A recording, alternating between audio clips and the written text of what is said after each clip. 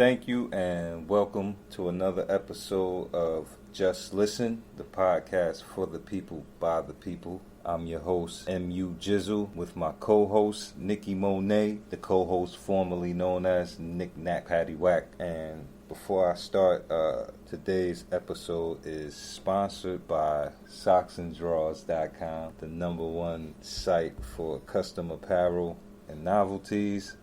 That's socks and drawers with the Z.com. All right, how you doing, Nick? I'm well, thank you.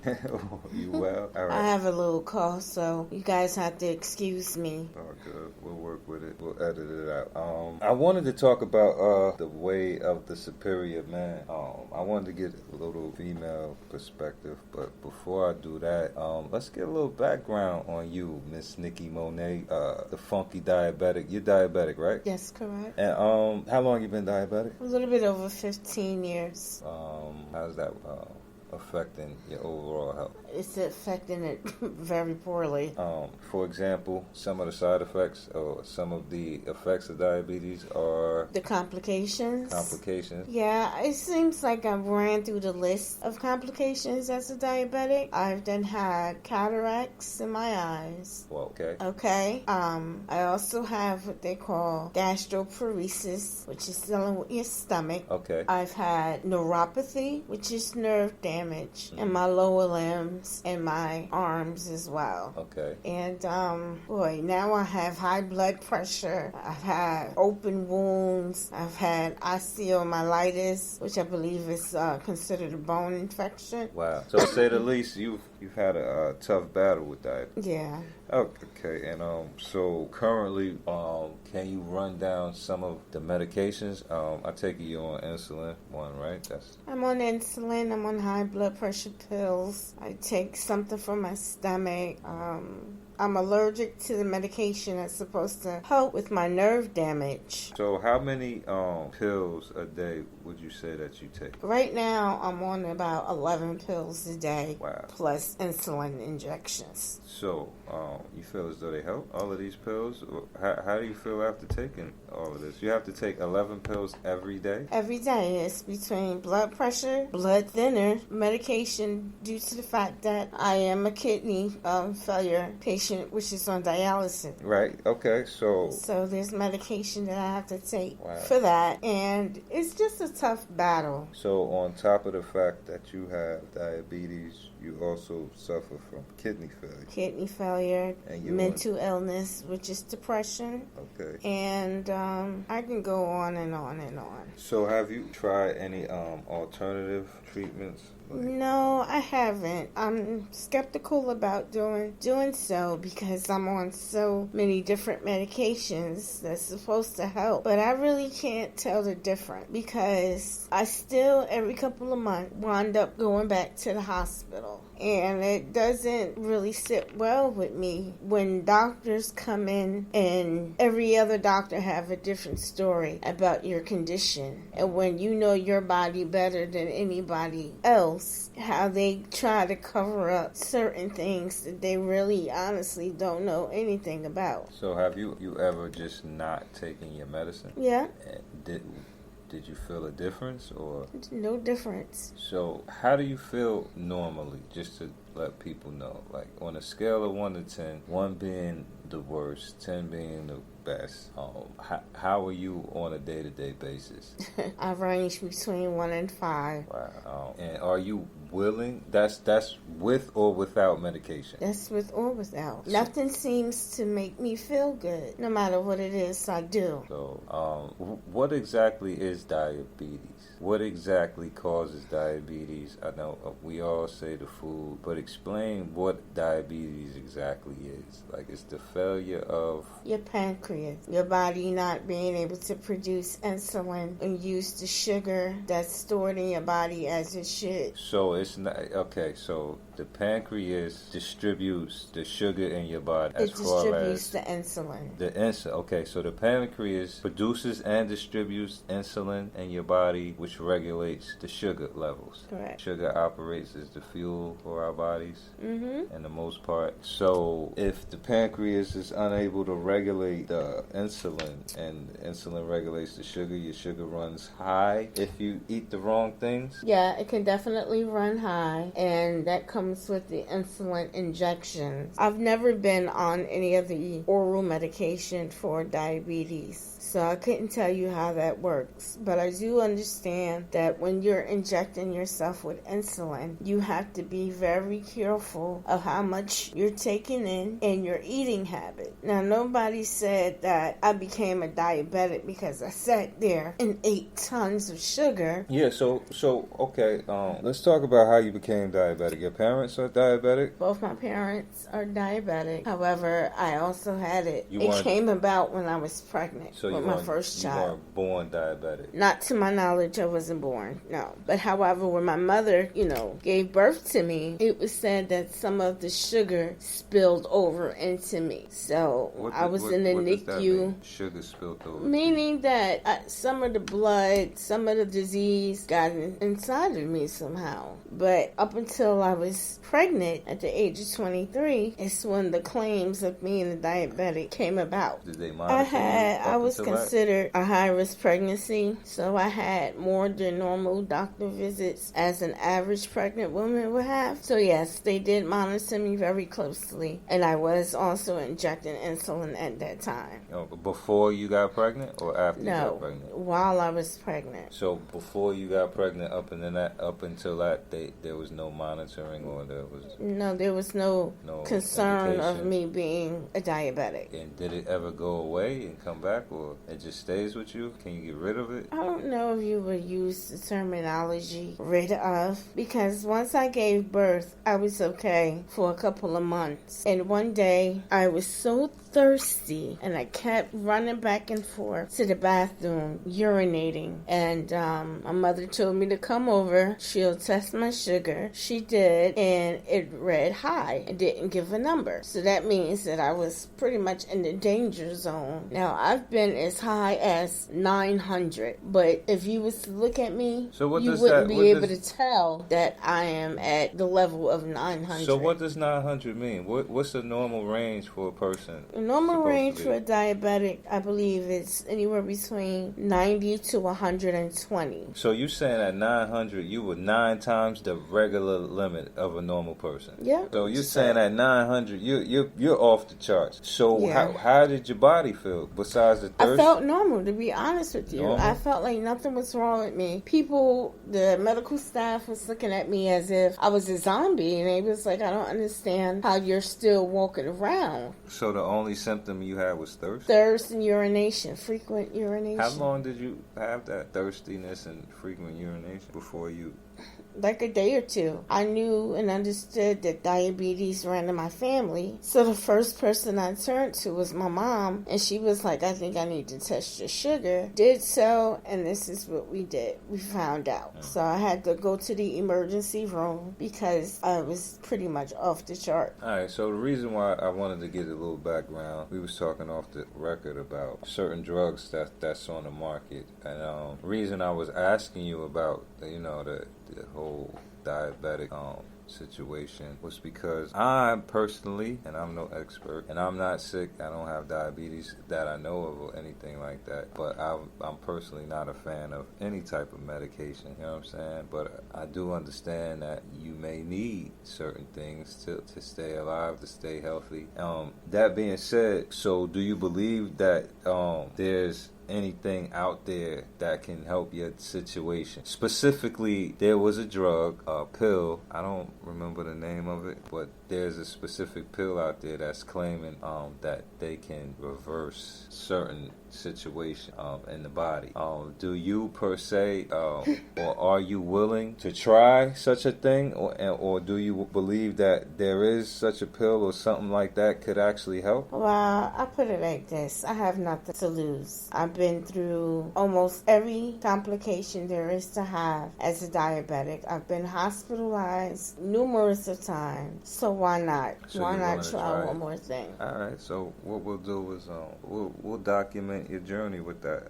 We'll document when you start, and we'll document your journey through that. And how does that affect you mentally, and how does that affect your relationship, being that you've been hospitalized so much? It affects everything. Let's start with the confidence. How does that affect your confidence? Oh, definitely. My confidence has been lowered. My confidence, I deal with a lot of insecurity because I'm pretty much handicapped now. And I feel like I have no control over myself or anything in my life right now. So it takes a toll mentally, day in, day out. One minute I can feel good, the next minute I'm ready to give up. Wow. So are you seek any counseling? Do you get any counseling for that? Or do they offer you anything? Just a pill?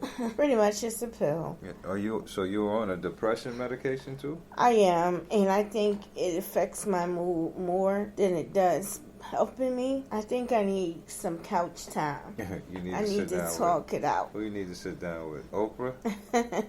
So, all right, let's talk about the healthcare system. So, how long were you in the hospital for? How long would you say? What was the longest time you was in the hospital? The longest time I was in hospital was most recently. I was in a hospital from mid-February, and I just came home Tuesday of this week. So, mid-February of 2019 to... 2019. It is now June. So, you're saying you came home about, what, June 24th? Of 2019 or the 25th or something like that? Yeah. Around that. Wow. So from February to June, you were hospitalized? Yes. No movement? No movement. I was pretty much bedridden. What brought you to the hospital? I had an infection.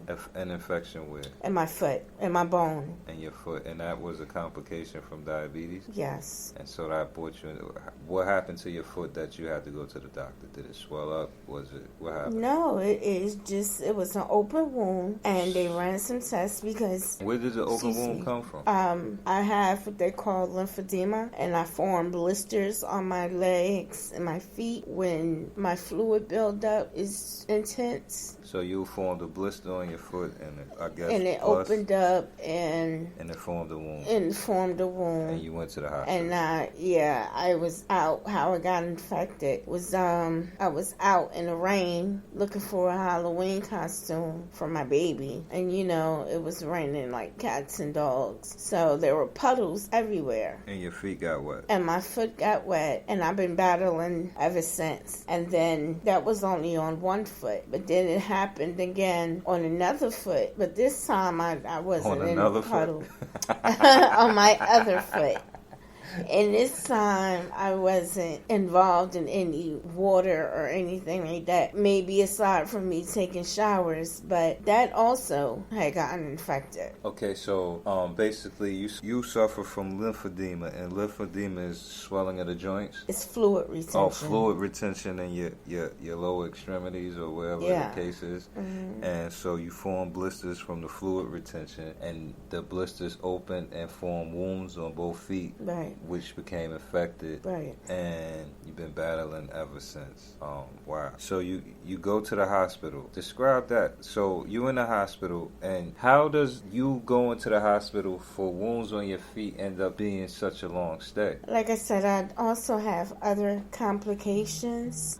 It all really happened this last time, stemming from me falling into a diabetic coma. Time out. Explain to me what a diabetic coma is. Well, you can go into a diabetic coma with high sugars or low sugars. In my situation, my sugar level was extremely low. What's extremely low? Like in the 20s. So you go from a 900 to a 20? Yeah, well, 900 was in the beginning. No, I'm saying, but that's how extreme. But that's how extreme, yes. I can be either extremely high or extremely low. And so, okay, let me just paint this picture. So you have open wounds on your feet, and you've been battling with that, and so now your sugars fall into a 20. And so that's what's keeping you in the hospital at this point, because your sugar levels are so extreme? That and the infections. Okay, so your sugar levels won't allow the infections to heal. Exactly.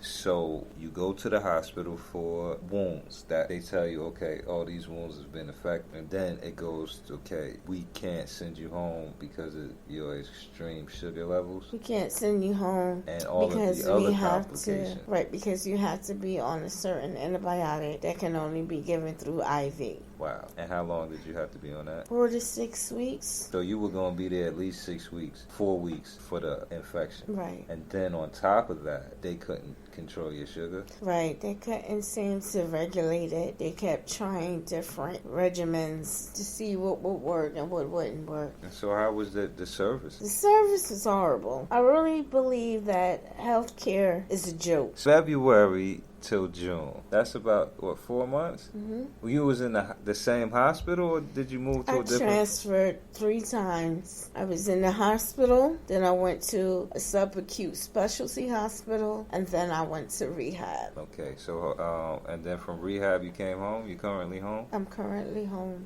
And how you doing at home? It's still a struggle. Still a struggle. Is it better than being in the rehab? It's better because I'm around my family. Yeah, I bet that must have been hard to be there. How was your family? How did they, help you in the hospital? Did they help keep your spirits? Or they tried their best. They would come and visit. I can't say the situation, but me and my father a bit closer again. And out of everybody, he was like the one to visit me more. And that felt good because me and my dad were on bad terms. My husband can do but so much because he had to go to work, and we have a little one at home that we have to tend to. So it wasn't always easy for him to come and be there for me, but there's understanding in that. Right. So, that's good. There's a silver cloud, silver lining in every situation. That being said, is there any continued care when you come home? There is continued care that is needed. I need personally a nurse 24 hours, 7 days a week, but due to health care, that's not feasible, and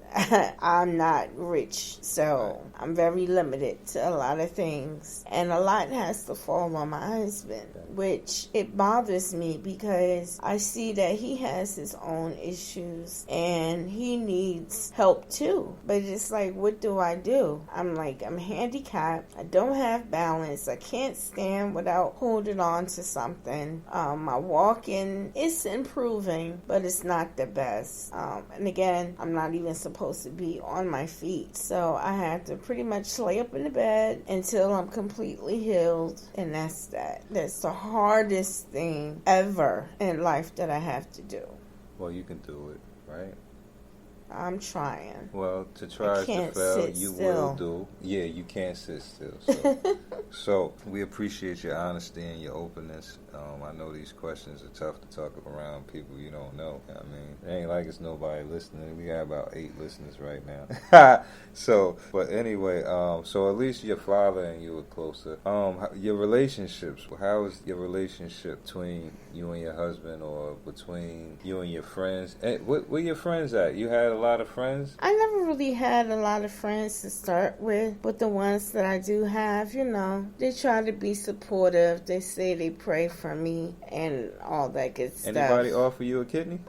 There was this one girl that offered me a kidney that I couldn't stand as a child. We hated each other. But through Facebook, she contacted me and she saw that I was going through something, and she offered me a kidney. And I was just like, that's kind of scary because we wanted to kill each other being kids, but we are grown now and beyond the little stupid shit. I don't even know why I didn't like her. I just didn't like her. Hey, well, we live, we grow, and maybe that's her way of saying she was sorry. So yeah, shout out to Desiree. But all of my other friendships, everybody is into their own thing. Yeah. I can't expect anything from anybody. Wow, I'm glad you said that, because that's one of the principles in this book before we go. I just want to get a couple thoughts on you real quick on this book I was reading. It's called The Way of the Superior Man, right? And it was dealing with women. And it says that don't have any expectations of completing anything in life, right? So basically, it's saying whatever type of way your lady is or your woman is, that's the way she's going to be. This, that, and the third. Don't expect them to change. So do you think that women change? I do think we change.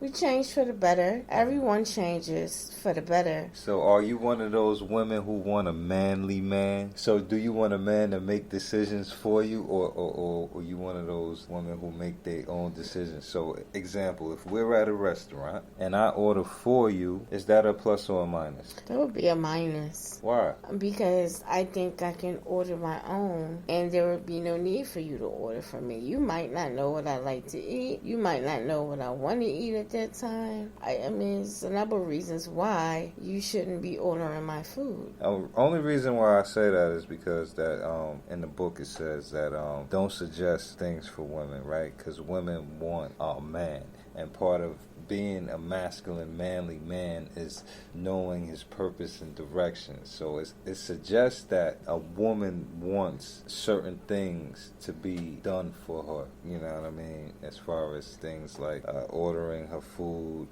and it uses another example in there as far as like she doesn't want to have to make her own decisions as far as a trip or a birthday gift, right? So let me ask you this: your birthday comes. Would you prefer a man that asks you, oh, okay, happy birthday, what you want to do today? Or would you prefer the guy who comes in and says, all right, pack your bag, it's your birthday, I got something for you? The second. Okay. I would definitely enjoy for somebody to come to me and say, listen, drop everything you got going on. This is what we're doing today. All right, and so that validates one of the points in the book. It says a man purpose, a woman wants, things like that. Okay. And so another point in the book is it says men, we shouldn't expect women to analyze and be able to fix their own emotional problem. You agree with that? In a way, I do. It's kind of like you want help, but you have to understand how much help to give and not overstep your boundaries. Because as a grown woman, I feel as though we should still be able to understand what it is we want. And if you feel like your man is not giving it to you, all it takes is simple communication, and not for the man to feel offended by what is being said to him. And what it actually says, or what it actually suggests, is that to suggest that a woman can fix her own emotional problem is like suggesting that a man's problem is that he doesn't watch enough romantic film. No, it's deeper than that. It's not about a man sitting there wanting to go with you to get your nails done or wanting to watch soap operas with you. It's just being a little bit understanding to what a woman likes. If you know that I like to sit and watch soap operas all day, you don't sit there and bash what it is that I'm watching because you... But I don't sit there and watch soap operas either. I'm a manly man. Yeah, well, whatever. It's not for you to have anything to say about. Do you feel you've been made into a swimming pool? It says that, okay, a woman's spirit is like an ocean, and that as men we tend to treat you like a man and turn you into swimming pools. You know what I mean? By constricting your nature. You feel as though your nature's been constricted? Yeah, sometimes. Sometimes? All right. And so you going to read this book? Yeah, I'm going to read it. Okay. And so we ain't going to keep y'all too long. We appreciate y'all. And this is MU Jizzle, and we appreciate you for just listening. And we're about to sign out with Nikki Monet. We appreciate your honesty and your openness. And we're going to come back and elaborate on this more. A little bit more, maybe. We'll see how it goes. Thank you for tuning in. Thank you for just listening. Peace.